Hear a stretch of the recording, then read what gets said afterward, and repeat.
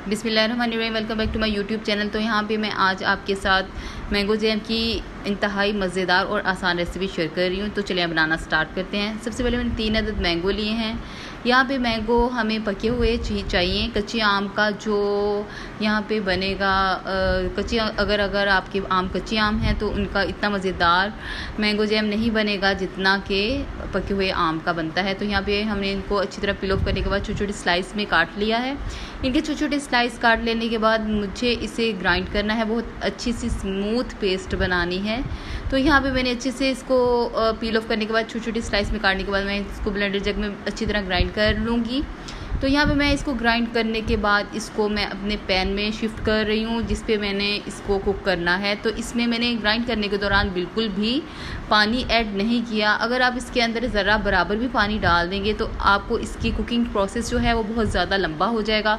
तो इसको जब ये तो बहुत ही आसानी से और बहुत झटपट बनने वाला जैम है। अगर आप इसके बिल्कुल पानी के बगैर इसको ग्राइंड करें और इसकी स्मूथ सी पेस्ट बना के इसको अपने पैन में इसको कुक होने के लिए रख दें। यहाँ पे मैंने इसको कुक होने के लिए रख दिया है। साथ ही इसके अंदर मैंने तकरीबन 3 मैंगो के अंदर हाफ़ कप के करीब चीनी डाली है। चीनी इसके अंदर ज़्यादा डालते हैं क्योंकि हमें ये लंबे अरसे तक इसको चलाना होता है जैम को। तो इसके अंदर जो चीनी है वो इसको प्रिजर्व करने के लिए भी काम आती है और इसका टेस्ट भी इन्हेंस होगा इससे, क्योंकि एक तो ये ऑलरेडी बहुत ज़्यादा मीठा है लेकिन हमें इसके अंदर थोड़ी सी खटास भी चाहिए और इसको हमें क्रिस्टलाइज़ भी नहीं करना। और इसके अंदर थोड़ी सी खटास के लिए मैं यहाँ पे लीमू ऐड कर रही हूँ। लीमू जो है यहाँ पे मेरा बहुत बड़ा वाला लीमू है यहाँ पे, और ये बहुत ज़्यादा इसके अंदर जूस है।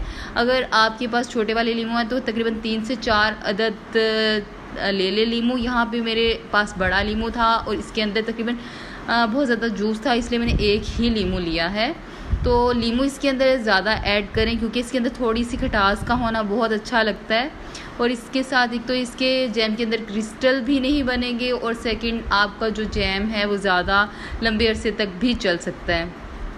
तो ये जैम तकरीबन आपका 1 महीने तक आसानी से स्टोर कर सकती हैं आप इसको अगर फ्रिज में रखती हैं तो आप 2 माह तक भी इसको स्टोर कर सकती हैं। तो यहाँ पे ये देखिए मैंने इसके अंदर चीनी भी ऐड की, चीनी भी मेल्ट होना शुरू हो गई। मैं उसके साथ ही जब हमने इसके अंदर लीमू का रस डाला तो वो भी अच्छी तरह इसके अंदर पक गया है। यहाँ पे देखिए इसका जो टेक्सचर है बहुत ज़्यादा ट्रांसपेरेंट सा हो गया है। यहाँ पे पकाते वक्त मुझे तकरीबन 15 से 20 मिनट तक मैंने इसको मुसलसल मीडियम आंच पे पकाया। तो यहाँ पे मेरा जैम अल्हम्दुलिल्लाह बिल्कुल रेडी है। यहाँ पे देखिए मैं आपको यहाँ पे स्लाइस के ऊपर लगा के दिखा रही हूँ कि इसमें बिल्कुल भी पता नहीं चल रहा कि ये आपका जो जैम है ये घर पर बनाया हुआ है कि ये बाज़ार का जैम है। इंतहाई मज़ेदार और बाज़ार के जैम से भी ज़्यादा मज़ेदार ये जैम आप घर पर तैयार कर सकती हैं। तो अगर आपको ये मेरी रेसिपी पसंद आई तो लाइक करें, सब्सक्राइब करें और दोस्तों के साथ शेयर करें। Thank you. अल्लाह हाफिज़।